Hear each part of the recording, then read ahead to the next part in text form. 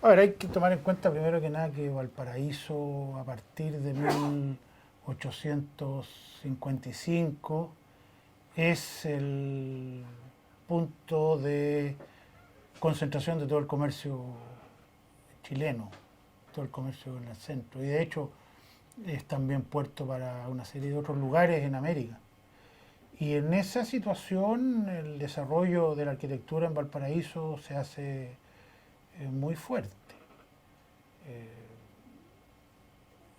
los edificios reciben la influencia de las arquitecturas extranjeras con muchos inmigrantes y aparecen las influencias del movimiento romántico, cuyo brazo arquitectónico es el historicismo. Y el historicismo tiene dos versiones, una vertiente que es la versión de los elementos puros, o sea, las casas que parecían barrocas, las casas que parecían góticas, o los movimientos eclécticos que mezclan unas con otras. Y en esa situación aparece las grandes obras de Harrington, los tres hoteles que hace el Hotel Royal, el Hotel Palace y el Hotel Inglés, que después se denomina Hotel Reina Victoria, que es un clásico en el paisaje urbano porteño porque está ahí frente a la Plaza Sotomayor.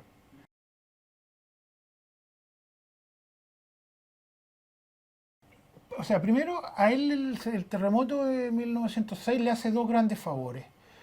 Primero pone a prueba una serie de casas que él había hecho que quedan indemnes después del terremoto. Y eso le genera a él una muy buena fama. Y a partir de eso es conectado y contratado junto con su hermano para diseñar una serie de obras de gran envergadura. Un edificio urbano, no casas de periferia como son las casas que construye él en Playa Ancha o en el Cerro Alegre o en el Cerro Concepción. Un Valparaíso muy pujante y un Valparaíso absolutamente destruido para el terremoto de 1906. Y eso de alguna manera da cuenta de que Valparaíso es patrimonio de la humanidad no por la antigüedad de sus edificios, sino que por lo que los arquitectos de ese tiempo, entre ellos Harrington, logran transformar modelos que venían desde el extranjero a la abrupta y complicada topografía porteña. O sea, el crucero que hace él para el edificio Guevara o Cousiño, porque hoy día está la disputa respecto de aquello, es un edificio que no es común, porque es un edificio que está en una punta, que tiene una calle que sale y una calle que entra, entonces ese acomodo, el mismo del Reina Victoria, está puesto en un solar tremendamente angosto, es muy raro también lo que hace, para la época, de tirarle los pasillos por el lado de atrás para dejar las habitaciones hacia adelante. La arquitectura en aquellos modelos es muy distinta. En general, las edificaciones urbanas apuntan a ser más bien situaciones de manzana, o sea, con un vacío en el medio. Entonces, Valparaíso muy fuerte, con mucha vida económica, con mucha actividad financiera. Eh, en aquella época, 6 de las 10 fortunas chilenas estaban en Valparaíso. Y la gran fortuna chilena estaba en Valparaíso, que eran los, los Edward Ross.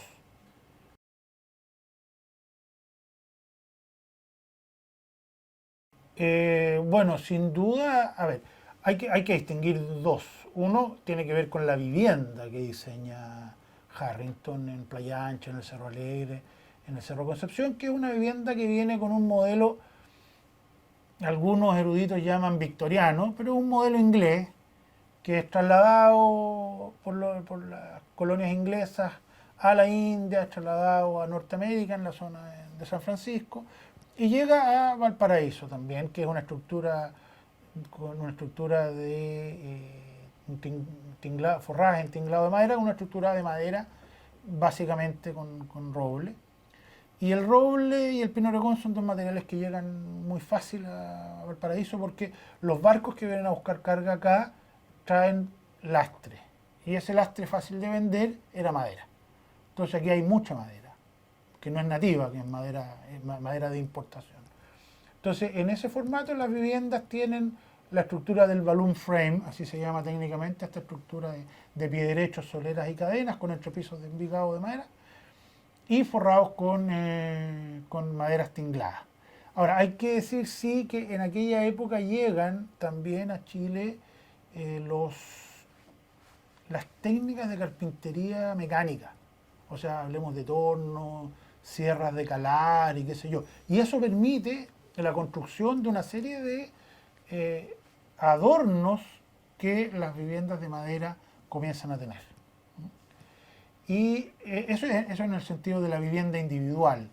Ahora, la vivienda pública, la vivienda de gran formato, los hoteles o los edificios públicos, responden a una técnica en la cual el perímetro exterior es de albañilerías de ladrillo, muy gruesas, no las albañilerías que las cuales estamos acostumbrados hoy día, digamos en términos de 20 centímetros, estamos hablando de albañilerías de 40, 60, con ladrillos de soga trabados unos con otros. Y en el interior, estructuras de madera y entrepisos de madera, envigados de 3x8, en roble bruto y tablas machimbradas. Ahora, y en ambas situaciones, tanto en el edificio urbano como en la vivienda de barrio, por llamarlo de alguna manera, estamos hablando de una influencia de un historicismo ecléctico. O sea, aparecen cartelas, aparecen tímpanos, aparecen arcos de diferentes formatos. En términos de su característica volumétrica, es una muy buena relación de altos, anchos y largos. Hay que tomar en cuenta que esos edificios no tenían refuerzos estructurales. O sea, trabajaban solo por masa. O sea, es un edificio que se equilibra en sí mismo. El problema del edificio Luis Cousiño fue que comenzaron a intervenirlo para buscar dimensiones más grandes y empezaron a desequilibrar los elementos que estaban interactuando entre sí. El edificio Luis Cousiño es un edificio, se llamaban así, de rentas. Es construido por la familia de Luis Cousiño. En realidad es comprado por la familia Luis Cousiño. Hay una disputa bien sabrosa entre dos facciones de los historiadores porteños, unos que le atribuyen el proyecto y la gestión a Luis Guevara. Por lo tanto, la LC del frontis del edificio no sería LC, sino que sería LG, porque es el primer comprador del edificio y hay algunos antecedentes de que efectivamente él encargó un proyecto. Y posteriormente hay otro grupo que defiende la tesis de que fue la familia Cousiño quien lo encarga. Y era un edificio que está puesto sobre un relleno. O sea, hay que tomar en cuenta que esa zona de Valparaíso era una zona de mar, absolutamente. No se podía pasar al puerto desde el Almendral, o sea, desde la zona del actual Senado a la zona de la Plaza Sotomayor, no se podía pasar por el plan, porque no había plan. Había que subir al Cerro Alegre y bajar al otro lado. Entonces, en algún momento de potencia porteña, que aquel es el máximo de todo, se dinamita ese morro y aparece el proyecto de ampliar el plano. Entonces hay un proyecto donde se hacen unos grandes roqueríos, unas grandes defensas, y lo que queda de agua, hay una foto re bonita, se termina rellenando. Sobre ese relleno se hace, entre otras cosas, el edificio Luis Cousiño. Y él no solamente hizo edificios, ojo, o sea, hay antecedentes que no han sido negados en un juicio de cuentas en que él le hace a los gestores, los promotores de un par de ascensores, donde él reclama el pago de los honorarios por el diseño de la arquitectura de la caseta inferior y de la caseta superior. O sea, no solamente hizo lo que está conocido, son 3 o 4 los que están reclamando el pago de su honorario. Yo creo que hay una tremenda capacidad de trabajo, y que coincide con un momento en que Valparaíso requiere mucha edificación. En torno a partir de 1906, las grandes fortunas porteñas se quedan sin casa, o sea, se cae en la casa de todos los grandes potentados. Algunos de ellos se trasladan a Viña, buscando un modelo distinto, un modelo más parecido a la villa romana, digamos, una cosa con árboles, una edificación más, más interior, donde las actividades se desarrollan en un patio exterior, que el modelo del Palazzo Florentino, que era lo que se había estado ocupando en el Valparaíso. Entonces, esas dos cosas, una capacidad tremenda de organización en su trabajo, y una capacidad de trabajo muy grande. Y un Valparaíso que requiere de mucha arquitectura.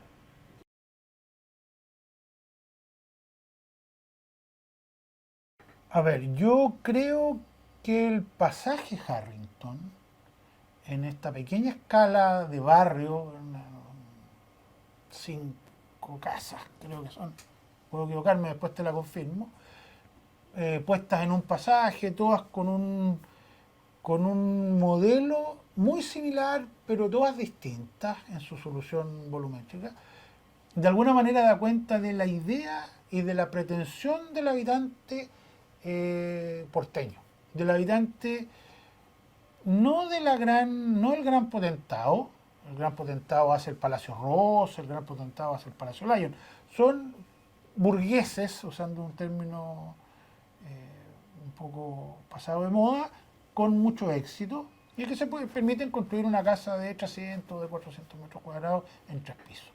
Y ese formato del pasaje Harrington yo creo que es realmente un aporte para lo que fue después la idea de vivir en comunidad, pero a nivel de barrio. Y en lo personal, creo que el edificio Luis Cousiño, por lo que significó en términos de instalarse en una zona de relleno, o sea, Harrington resuelve con mucha elegancia y con mucha dignidad y con mucha capacidad profesional la construcción en un lugar donde no había lugar. Yo creo que eso es lo importante llamarlo, o sea, porque ahí hay agua, eso es arena. Entonces, claro, hacemos el muro, rellenamos, pero todo lo que hay ahí es relleno. Entonces, meterse en ese proyecto desde el punto de vista técnico era una complicación y la resuelve muy bien.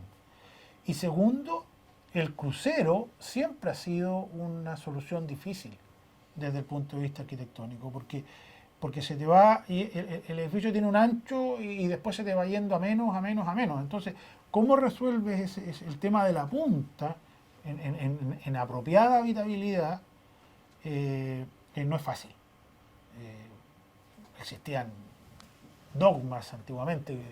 Ahí tenía que poner una torre para chantar un reloj, para instalarle algún cilindro para poder llegar con los 2 alas, pero en este caso él incorpora la curva en la punta del diamante de una manera muy elegante, y le hace muy bien a la medida que tenía la avenida Errázuriz en ese tiempo.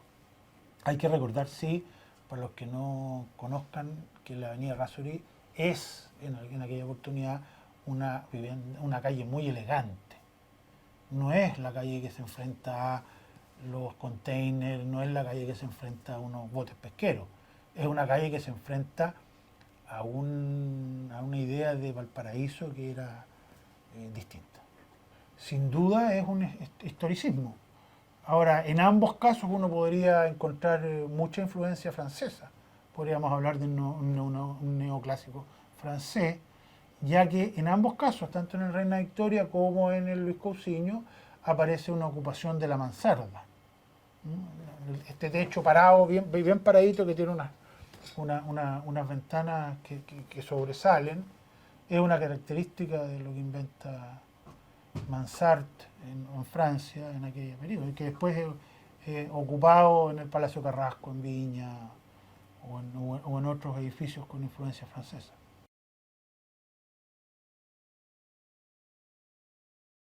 Yo creo que la solución está muy innovadora para aquel tiempo, que era de sectorizar los servicios en la parte trasera del edificio para permitir el ordenamiento de todas las habitaciones hacia el frente del vacío de la Plaza Sotomayor.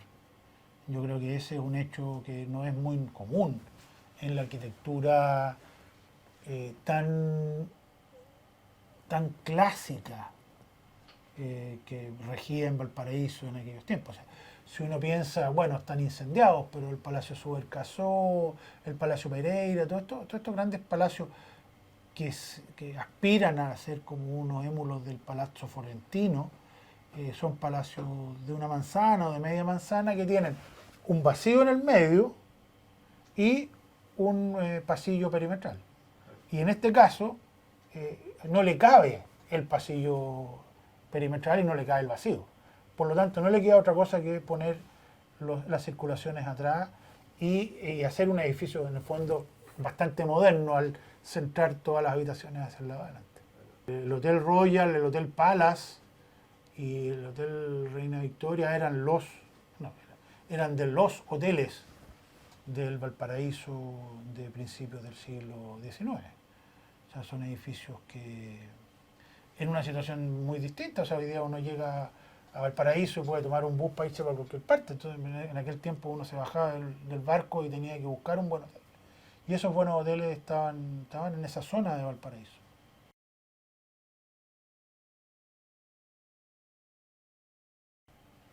Bueno, el Hotel Royal, como te comentaba, es un edificio que adopta todos los elementos del historicismo clásico. Es una curiosidad decir historicismo clásico, pero que son típicos del historicismo, en términos de una fachada que tiene muchos elementos de adorno, moldeados en un estuco que está en general adosado sobre una albañilería de ladrillo, muy bien parada y muy bien trabada, donde predomina donde predomina el lleno sobre el vano, es decir, son edificios de ventanas muy pequeñas, donde las estructuras están propuestas de una manera tal en que hay una continuidad vertical muy clara, en todas las esquinas hay un pilar, entre vanos y hay un pilar, las dimensiones de luz son pequeñas, y las grandes luces se consiguen solamente a través de entrepisos de madera, por ejemplo. Maderas que tienen escuadrías cercanas a los 3x8, 3x8 son 20 centímetros de altura.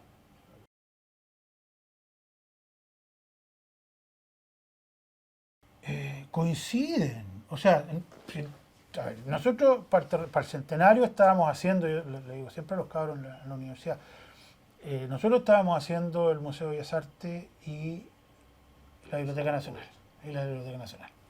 que son dos edificios, porque por último la estación Mapocho es un hangar, entonces la Biblioteca Nacional y el Museo de Bellas Artes. Pero en Europa, tú estabas diciendo la Casa Steiner, el Palacio Stokely, muchas obras que son señeras del movimiento humano. Eso ya marca un cambio notable. Nosotros estamos celebrando los 100 años con edificios del pasado y en Europa estaban comenzando ya con los edificios del futuro. Y en ese sentido, con ese impulso, la arquitectura del centenario, Harrington claramente coincide con ese lenguaje que tiene que ver con la aceptación de modelos historicistas, modelos que son llenos de ornamento, donde el color, la forma, las sombras y las luces tienen un elemento central en el discurso del edificio. Digamos. Ahora, hay otros aquí en Valparaíso y en Viña que persisten un poquito más, o sea, son incluso un poquito más longevos en la aplicación de modelos historicistas. O sea, el Teatro Municipal de Viña, que es del 30, es un modelo que tiene un historicismo ecléctico claro, o sea, todavía tiene columnas en su fachada. aquí en Viña aparecen, bueno, todas las casas post-terremoto de 1906, el Palacio Rioja, el Palacio Carrasco, que es del 12, que es bastante tardío, porque por último el Palacio Rioja es del 6, eh, pero el Palacio Carrasco es de 1912. De hecho, es bastante, está bastante atrasado respecto de las influencias modernas. Pero Harrington persiste en su idea del lenguaje.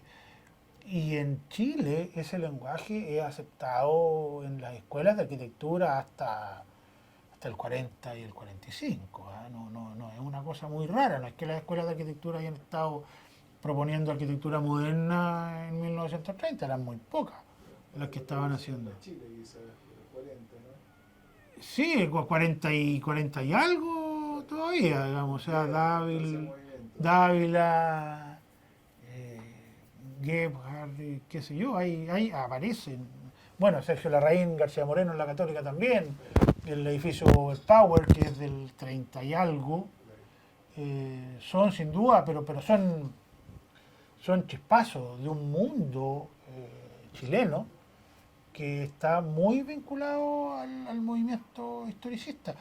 Y yo nunca lo he entendido, digamos, pero tú todavía hablas de patrimonio y la gente vincula patrimonio con el formato del historicismo clásico. O sea, a mí me ha costado mucho eh, y a la gente le parece muy curioso. De hecho, hay una revista en el Mercurio del Paraíso que hemos estado haciendo una serie de artículos vinculados con la arquitectura del movimiento moderno. Edificios que ya tienen más de 50 años y que abrieron otro camino, ¿no? Pero estamos hablando de edificios que parten en 1950. Entonces, en las escuelas de arquitectura hasta 1940, 1945, sigue existiendo la idea del dibujo clásico, de la columna corintia, de la columna gótica. De hecho, mi papá se recibió el año 54, ponte tú, y él en primer año, o sea, estamos hablando del año 48, en primer año le tocó todavía dibujar a la clásica, con columnas y cosas por el estilo. A él le tocó el cambio. De hecho, cuando él salió de la Católica del Paraíso ya había llegado Alberto Cruz con el resto de la gente, pero él entró a la Universidad Católica del Paraíso que tenía una impronta historicista clásica marcada. Entonces Harrington está en ese cambio de ciclo. O sea, él vivió plenamente el historicismo ecléctico o el historicismo clásico. Claro, o sea, a lo mejor Harrington no hubiera trabajado un poco más adelante, como se fueron agotando otros arquitectos de esos periodos que tuvieron, Barison y Schiavone, por ejemplo, que también fueron dos arquitectos que tuvieron mucho peso acá en la zona, también con arquitectura de carácter historicista, pero ellos no derivaron hacia la arquitectura moderna como otros. Entonces, como Kulczewski hizo la transición entre el modernismo y el movimiento moderno con una limpieza notable. Está Schiavone también hace la transición. Pero hay otros que se quedan. O sea, no sabemos. Yo no te podría decir si Harrington se iba a quedar en el camino o no. Pero él hizo lo que hizo bien. Bien, bien porque refleja un momento. Y yo creo que la arquitectura básicamente tiene que hacer eso. Reflejar el momento en que le toca hacer una obra. Y en ese sentido es arte. Después, afortunadamente están los edificios parados y eso demuestra que el desarrollo de su técnica, de su dominio del oficio es importante. Entonces yo creo que en ambos casos lo hizo bien. Yo creo que eso es lo más importante.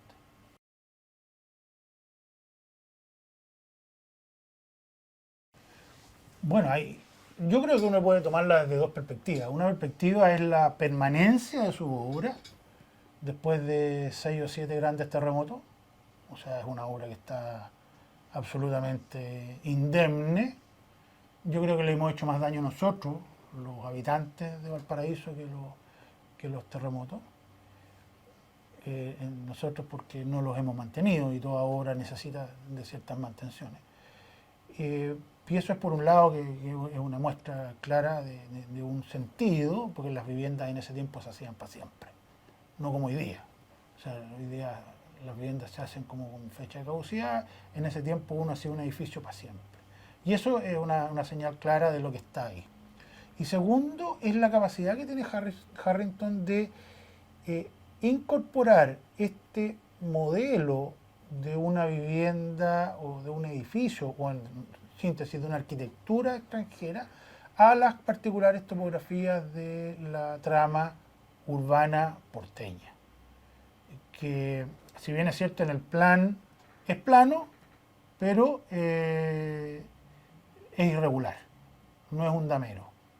Prueba de ello, como comentaba anteriormente, el edificio Reina Victoria, que está puesto en un solar flaquísimo, o el edificio del crucero de la calle Ross, del edificio Luis Cousiño, con esa punta de diamante que lo hace ser también un edificio difícil de resolver. Entonces, esa capacidad de tomar un modelo y hacerlo porteño, por decirlo de alguna manera, yo creo que es el gran valor de Harrington hoy día.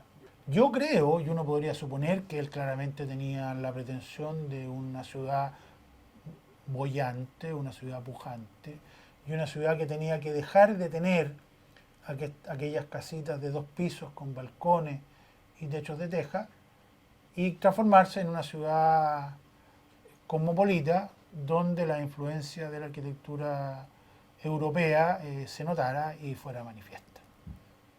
O sea, su obra lo refleja así. Hay muchos de los edificios que sin duda están siendo visitados hoy día por los turistas sin conciencia de que hay una mano detrás que permitiría hilar, por ejemplo, el Palace, el Royal y el Reina Victoria, o en las casas de Playa Ancha, la casa Vaso Alto o algunas de las otras casas que Harrington diseña en Playa Ancha. Sin duda hay una calidad de arquitectura que está todavía indemne y que todavía marcando presencia en este Valparaíso del siglo XIX que vivimos hoy día todavía.